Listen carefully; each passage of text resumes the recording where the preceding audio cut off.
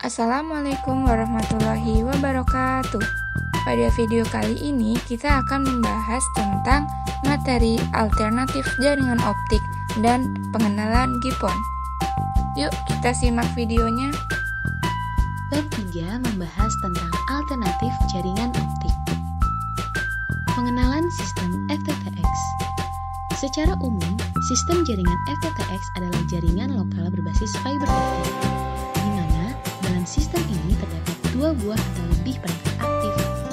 Satu perangkat aktif yang dipasang di sisi sentral berfungsi untuk mengubah sinyal elektrik menjadi sinyal optik, dan satu perangkat lagi dipasang di dekat pelanggan atau biasa disebut dengan titik konversi optik atau TKO, yang berfungsi untuk mengubah kembali dari sinyal optik menjadi sinyal elektrik. Daerah di mana para pelanggan terhubung dengan suatu TKO biasa disebut daerah akses fiber atau DAF. Terdapat juga jaringan lokal akses tembaga yang terbagi menjadi 4 segmen daerah cakupan. Yang pertama, daerah cakupan sentral. Yang kedua, daerah cakupan rumah kabel atau RK. Yang ketiga, daerah cakupan titik pembagi atau TP-DP. Dan yang keempat, lokasi pelanggan atau IKR-IKG. Di sini terdapat juga gambar yang menunjukkan perbandingan daerah akses tembaga dengan daerah cakupan pada jaringan akses tembaga. Standar teknologi jaringan FTTX. Yang pertama, standar sistem jaringan FTTX. Standar sistem FTTX ini adalah suatu aplikasi sistem teknologi yang dipakai pada jaringan akses fiber yang meliputi dua hal: Passive Optical Network atau PON dan Active Optical Network atau AON. Yang kedua, standar pendukung jaringan FTTX. Standar pendukung jaringan FTTX adalah suatu aplikasi instalasi yang dipakai dalam jaringan akses fiber yang meliputi beberapa hal. Yang pertama, kabel optik single mode loose tube untuk kabel feeder baik yang instalasi dalam polongan pipa, kabel instalasi atas tanah atau aerial, dan kabel tanah tanam langsung atau direct grid. Yang kedua, kabel optik single mode single fiber untuk kabel distribusi baik yang instalasi dalam polongan pipa, kabel instalasi atas tanah atau aerial, dan kabel tanah tanam langsung atau direct grid, dan kapasitasnya lebih kecil daripada kabel feeder. Dan yang ketiga, kabel optik single mode untuk instalasi sebagai saluran penanggal atau drop cable dan untuk instalasi dalam rumah atau indoor cable. Passive Optical Network atau PON. Sistem PON memiliki dua buah perangkat aktif.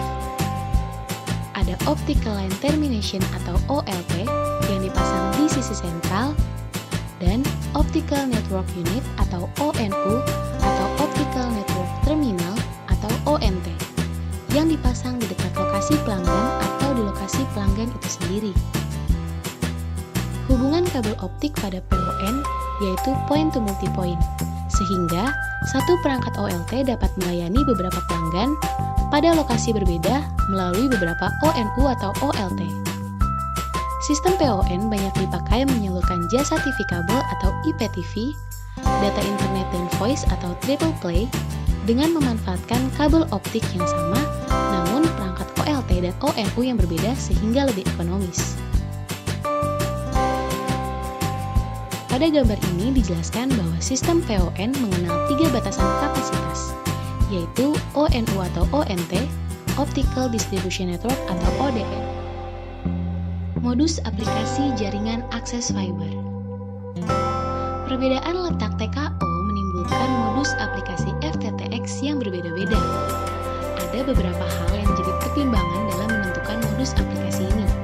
Di antaranya yang pertama, densitas pelanggan untuk saat ini dan masa mendatang.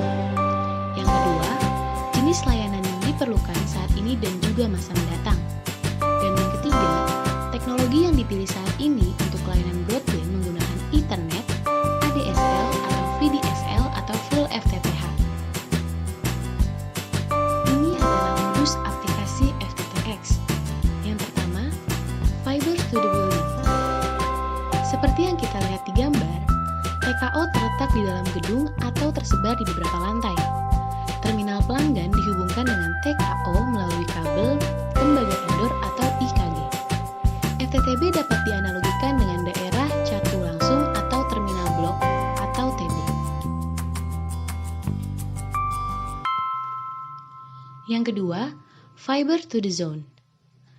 Seperti yang kita lihat pada gambar juga, TKO terletak di luar bangunan. Terminal pelanggan dihubungkan dengan TKO melalui kabel tembaga hingga beberapa kilometer. FTTZ dapat dianalogikan sebagai pengganti RK. Lalu, yang ketiga, fiber to the curb. TKO terletak di luar bangunan. Terminal pelanggan dihubungkan dengan TKO melalui kabel tembaga hingga beberapa ratus meter saja. FTTC dapat dianalogikan sebagai pengganti distribution point atau DP. Yang keempat, fiber to the home. TKO terletak di dalam rumah pelanggan. Terminal dihubungkan dengan TKO melalui kabel tembaga indoor atau IKR hingga beberapa meter saja. FTTH dapat dianalogikan sebagai pengganti roset. Dan yang kelima, fiber to the tower. TKO terletak di dalam shelter daripada tower. Terminal equipment sistem GSM atau CDMA dihubungkan dengan TKO melalui kabel tembaga indoor hingga beberapa meter saja. Jaringan kabel FO yang mencatu pada tower.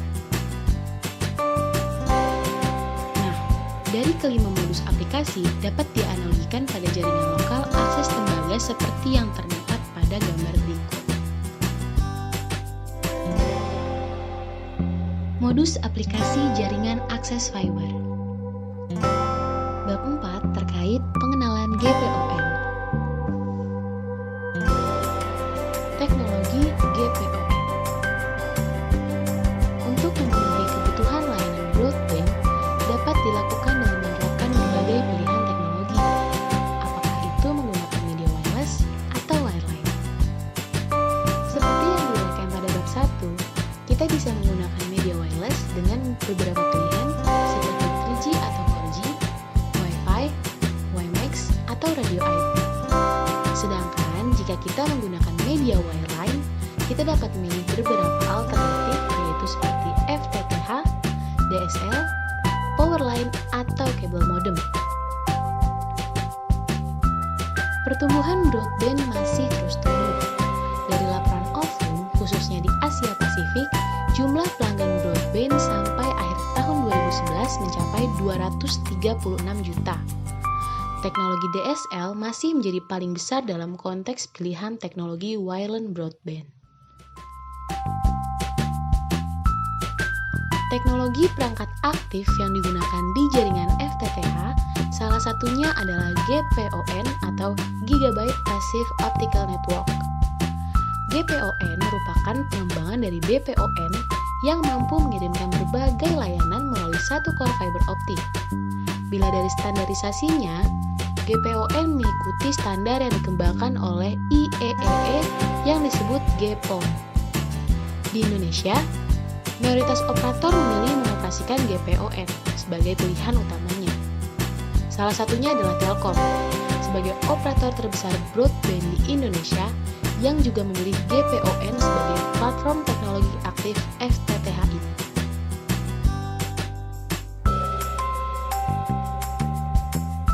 Bisa kita lihat pada tabel sebagai perbandingan teknologi perangkat aktif dari FTTH. Konfigurasi GPON. Konfigurasi ini terdiri dari 3 bagian utama. Yang pertama, OLT atau Optical Line Terminal sebagai perangkat utama yang terpasang di sisi sentral. Lalu yang kedua, ODN atau Optical Data Network atau perangkat fiber optik yang meliputi ODF, ODC, OPD, sliter, dan sebagainya. Dan yang ketiga, adanya ONT atau Optical Network Terminal sebagai perangkat aktif di sisi pelanggan. Layanan GPON. GPON mampu memberikan layanan triple play. Yang pertama, voice. Bila kita memberikan layanan voice via jaringan FTTH GPON,